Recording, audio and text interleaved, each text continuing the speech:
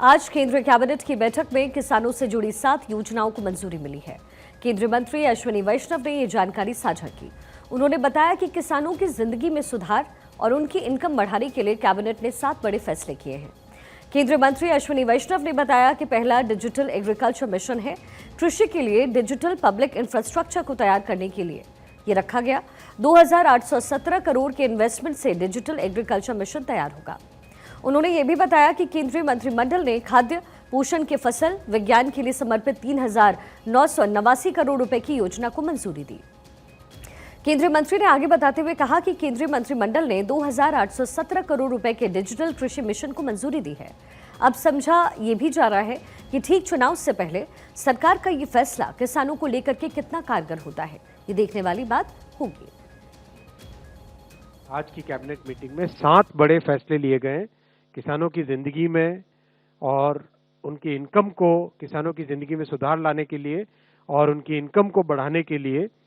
जैसा आप जानते हैं कि वित्त मंत्री जी ने, माननीय वित्त मंत्री जी ने बजट भाषण के दौरान एक वृहद प्लान रखा था कि किसानों की जिंदगी में टेक्नोलॉजी, साइंटिफिक मेथड और इन सब की मदद से, एक वैज्ञानिक दृष्टिकोण की मदद से कैसे एक परमानेंट, एक अच्छा, एक ट्रांसफॉर्मेशनल चेंज लाया जा सकता है।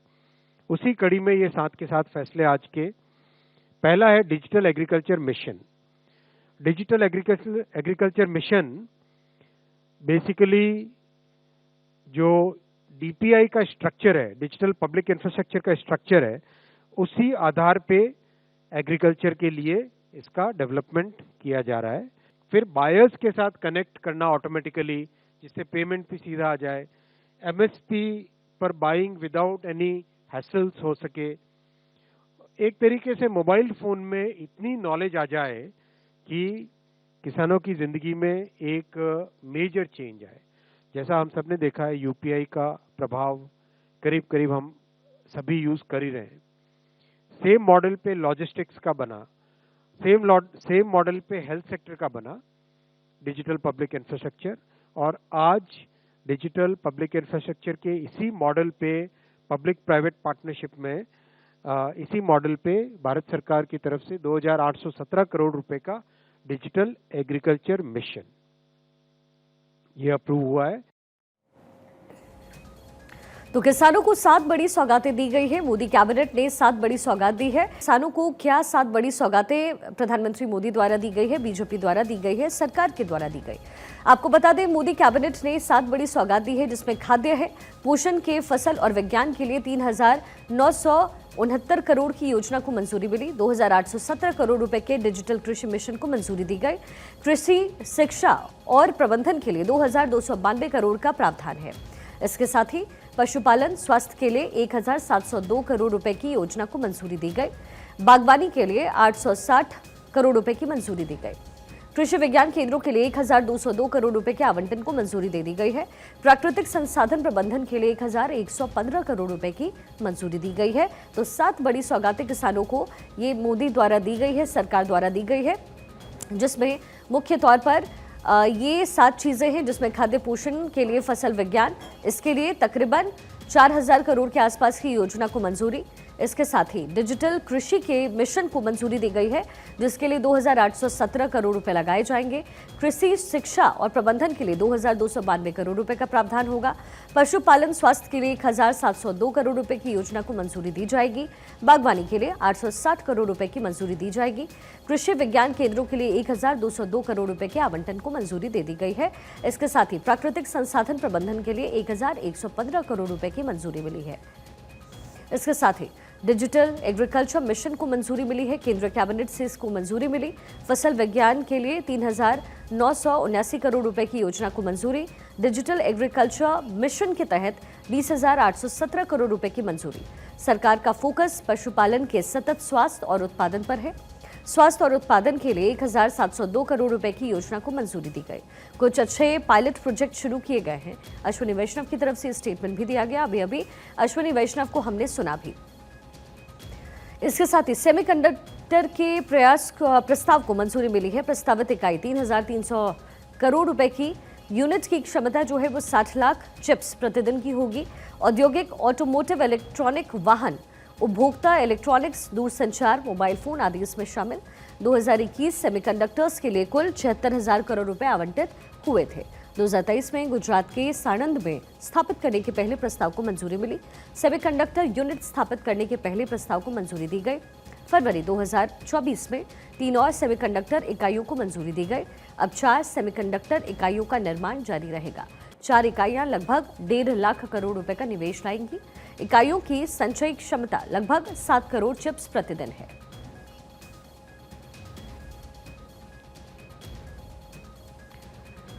तो प्रधानमंत्री मोदी द्वारा इन तमाम योजनाओं को मंजूरी दी गई है और 2 चीज़ें इसमें बेहद अहम हो जाती है। सबसे पहली बात यह है कि हरियाणा में चुनाव होने हैं और किसानों पर इस बार सरकार का फोकस है। पहले भी किसानों के दृष्टिकोण से बहुत सारे काम मोदी सरकार करती रही और अब चुनाव के मद्देनजर भी इसको जोड़कर देखा जा रहा है। लेकिन इसके साथ साथ जो अलग अलग क्षेत्रों में खासतौर पर डिजिटल एग्रीकल्चर मिशन के तहत जैसे विज्ञान को बढ़ावा देना या फिर एजुकेट करना, ये अपने आप में भारत की इकोनॉमी में भी इजाफा लेकर आएगा, क्योंकि इंपोर्ट एक्सपोर्ट को लेकर के जिस तरीके से इकोनॉमिकल स्टेचर होता है किसी देश का, ऐसे में भारत भी ऊंचे पायदान पर जाएगा और जाहिर है इकोनॉमी भी इसके साथ हमारी बढ़ती नजर आएगी। तो कह सकते हैं कि भारत को के कायाकल्प में किसानों का बड़ा योगदान रहा है। आज से नहीं, कृषि प्रधान देश हमारा रहा है भारत, और ऐसे में अब एग्रीकल्चर पर इस तरीके से फोकस करना, एजुकेट करना और कृषि के क्षेत्र में जो मदद है किसानों को पहुंचाना, इससे देश की उन्नति के साथ साथ इकोनॉमी में इजाफा साफ तौर पर देखने को मिलेगा। इसलिए भी ये जो योजनाएं हैं वो बेहद अहम हो जाती हैं। प्रधानमंत्री मोदी द्वारा ये बड़ा फैसला लिया गया है, सरकार द्वारा ये बड़ा फैसला है। किसानों को 7 बड़ी सौगात सरकार द्वारा दी गई है, जिसका जिक्र अभी अश्विनी वैष्णव ने भी किया। हमने आपको सुनाया डिजिटल एग्रीकल्चर मिशन के फसल विज्ञान तक इस पर काम हो रहा है। 3,979 करोड़ रुपए की मंजूरी मिली है। 2,817 करोड़ के डिजिटल कृषि मिशन को मंजूरी मिली है। किसानों को यहाँ सशक्त करने की कोशिश हो रही है और इसके साथ ही इसका साफ तौर पर असर हमारी इकोनॉमी पर पड़ेगा। हमारे पॉलिटिकल एडिटर अदिति नागर हमारे साथ कनेक्टेड है। अदिति, हमने दिखाया कि 7 वो कौन सी बड़ी सौगात है जो किसानों को मिल रही है, लेकिन इसके चुनावी पॉइंट्स क्या हैं? क्योंकि पॉलिटिकली भी कहीं ना कहीं बीजेपी इससे एनरिच हो सकती है, किसानों पर सीधा सीधा फोकस है। सबसे पहले तो आप ये बताइए कि ये जो योजनाएं हैं वो कहाँ कहाँ मुख्य तौर पर किस तरीके से उसे धरातल पर रखा जाएगा, और उसके बाद फिर हम इस पर जो सियासी पारा है इस समय वो भी चढ़ता दिख रहा है, उसका जिक्र कर लेंगे। ये देश एग्रीकल्चरल कंट्री है, इसको हम, इसकी रीढ़ की हड्डी किसान हैं, और हम इसके एग्रीकल्चरल अगर उस एस्पेक्ट्स की बात करें तो ये देश आज भी पूरी दुनिया में अनाज और तमाम तरीके की चीज़ें एक्सपोर्ट करता है। सबसे महत्वपूर्ण बात यह है कि अगर सियासी आपने तापमान की बात की तो देश का किसान लंबे समय से कहीं ना कहीं सरकार से नाराज़ है, और ऐसा नहीं है कि नरेंद्र मोदी से नाराज़ था। देश का किसान यूपीए सरकारों से भी नाराज़ रहा। देश का किसान कई लंबे समय से कहीं ना कहीं अपने जो उत्थान है जो उसको लेकर वो नाराज़ रहा है। अब यूपीए सरकार आती है और आते ही यूपीए सरकार कहती है कि हम किसान की आय को दुगनी करना चाहेंगे। 2022 तक किसान की आय को दुगनी करने की बात कही गई, और यही सबसे महत्वपूर्ण बात थी जो किसान चाहता था, क्योंकि दशकों से, वर्षों से ये कभी ऐसा नहीं हो पाया कि किसान की आय दुगनी करने की सोच भी रखी गई।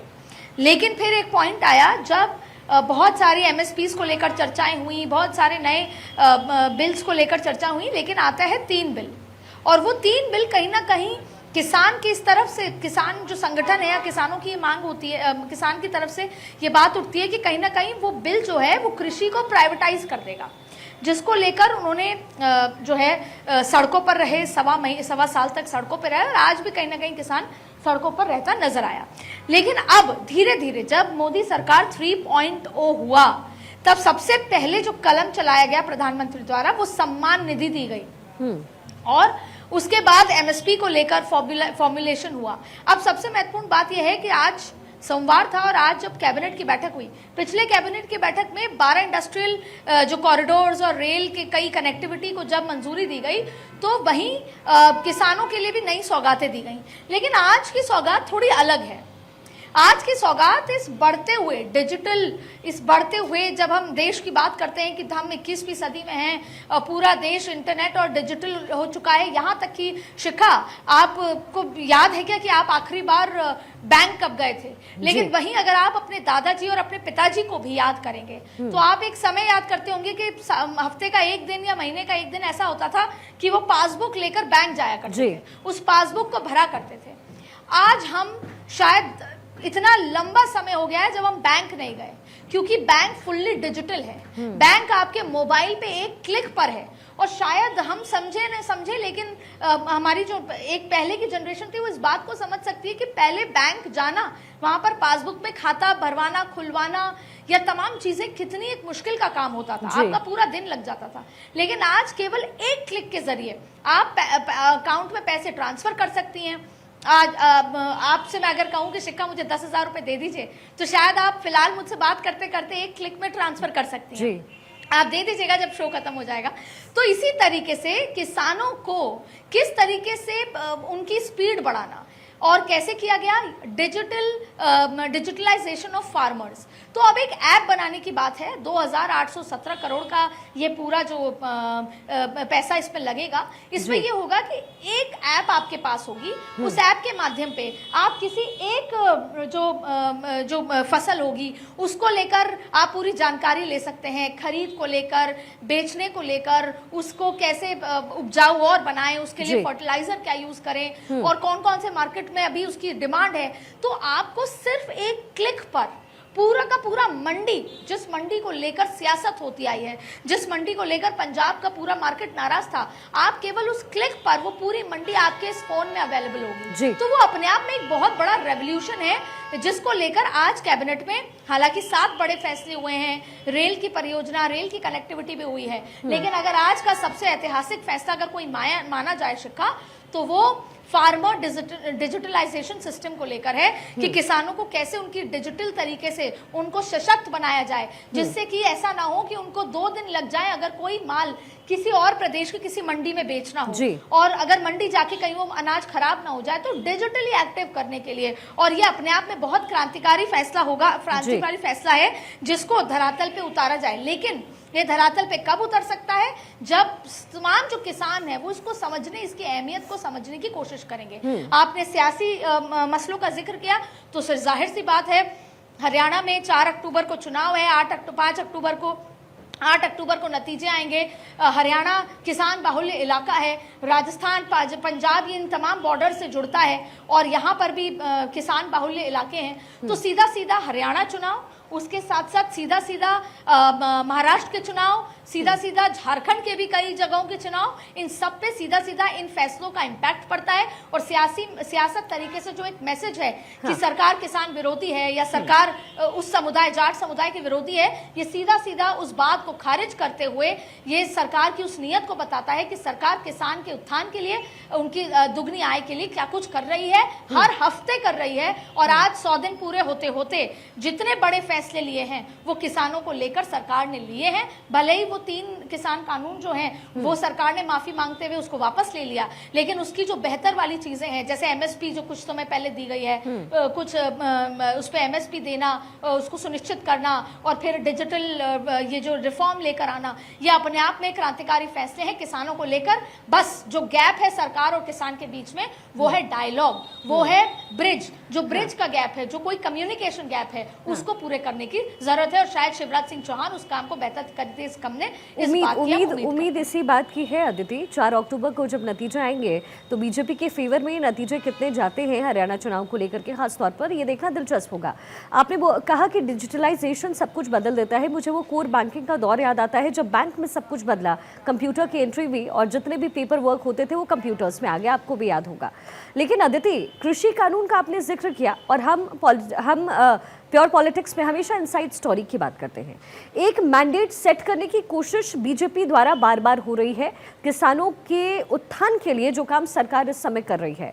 जो विपक्षी पार्टी है उसे पॉलिटिकली जोड़ रहा है, उसे चुनाव से जोड़ करके देख रहा है। लेकिन किसानों के दिमाग में जो बातें बीजेपी सरकार को लेकर हो या फिर केंद्र सरकार को लेकर, उसी कृषि कानून जिसका आपने जिक्र किया, क्या उनके दिमाग से ये बातें हट जाएंगी अगर इस तरीके से सरकार द्वारा उनके उत्थान की बातें होती है? क्या आपको लगता है कि वो वोट बैंक में तब्दील हो जाएगी?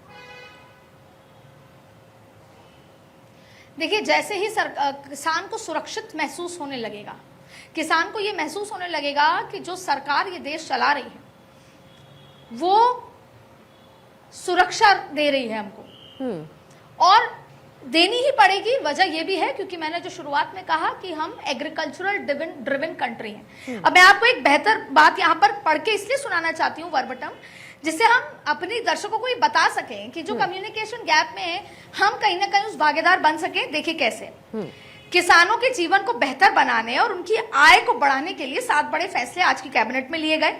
डिजिटल सार्वजनिक संरचना की तर्ज पर विकसित किया जाएगा। अब उसमें कुछ पायलट प्रोजेक्ट शुरू किए गए हैं। अब आप देखिए, कृषि मिशन की स्थापना की जाएगी, डिजिटल कृषि मिशन, जिस बात का हम जिक्र कर रहे थे।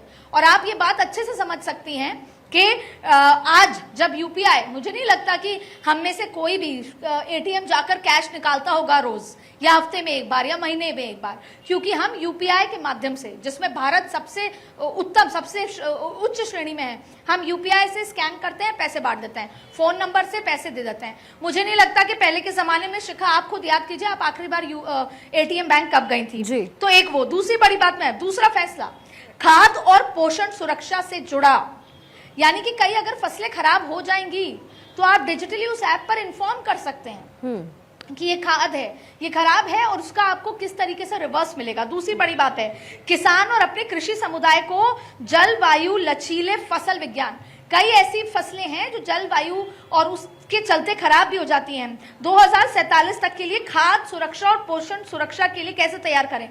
ये भले ही आपको टर्म में बहुत डिफिकल्ट लग रहा होगा, लेकिन किसान समुदाय इसको बेहतर तरीके से समझ सकता है, क्योंकि उसको क्या चाहिए, सुरक्षा चाहिए। उसको चाहिए कि हम जब इतना फसल जो उगा लेते हैं उसका सरकार खरीदे, अगर मार्केट नहीं खरीद रहा तो सरकार उसे खरीदे, और कम दामों में नहीं, उसका एक सुनिश्चित दाम हो जो सरकार आगे बढ़ रही है। फिर सुरक्षा की बात की गई है कि कई ऐसी फसलें हैं जो बहुत एक्सपेरिमेंटल हैं, अगर हम उसका पैदावार हो भी जाती है और उस मौसम में उसे नहीं खरीदा जाता तो उसे स्टोरेज कैसे किया जाएगा, पोषण सुरक्षा, ये तमाम मुद्दों पर आज विस्तार से चर्चा की गई है।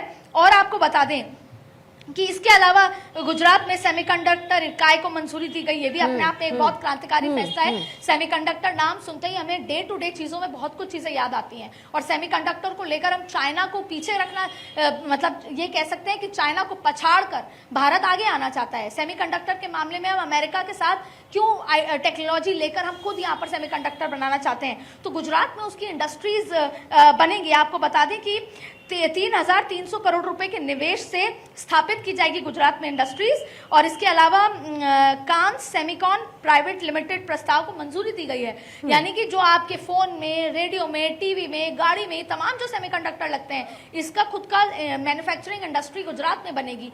तो ये बहुत क्रांतिकारी जो कैबिनेट का फैसला हुआ, जिसमें किसानों को लेकर, पर सवाल यही उठता है, अगर ये बात किसान समझ गए, आंसर टू योर क्वेश्चन, कि अगर ये बात किसान समझ जाते हैं कि सरकार जिस रास्ते पर आगे बढ़ चुकी है और इसको कैसे कैसे स्ट्रीमलाइन करना है, तो वो धीरे धीरे वोट बैंक में भी तब्दील हो जाएगा। जरूरी नहीं है हरियाणा चुनाव में हो, जरूरी नहीं है महाराष्ट्र चुनाव तक भी हो, लेकिन धीरे धीरे धीरे ये जो परसेप्शन है कि किसान विरोध है या किसान नाराज चल रहे हैं, उस परसेप्शन को तोड़ने में ये कारगर होगा। और आप देखिएगा कि 5 सितंबर को जब 100 दिन पूरे होने पर जिन भी योजनाओं को 10-10 साल पूरे हो गए, जिनको सेलिब्रेट किया जाएगा, जनधन योजना, ये क्रांतिकारी फैसला था। आज हर महिला के पास बैंक अकाउंट है अपना खुद का, जिसमें पैसे हैं, कई बार सरकारों की तरफ से आए, कई बार उन्होंने खुद जमा कराए हैं। तो ये सब क्रांतिकारी फैसलों का जिक्र होगा तब पिछले 100 दिनों के अंदर, 85 दिनों के अंदर किसान को लेकर कितने बड़े फैसले हुए हैं। ये बात दर्शाता है कि किसान उस दिशा में आगे बढ़ रही है। पहला,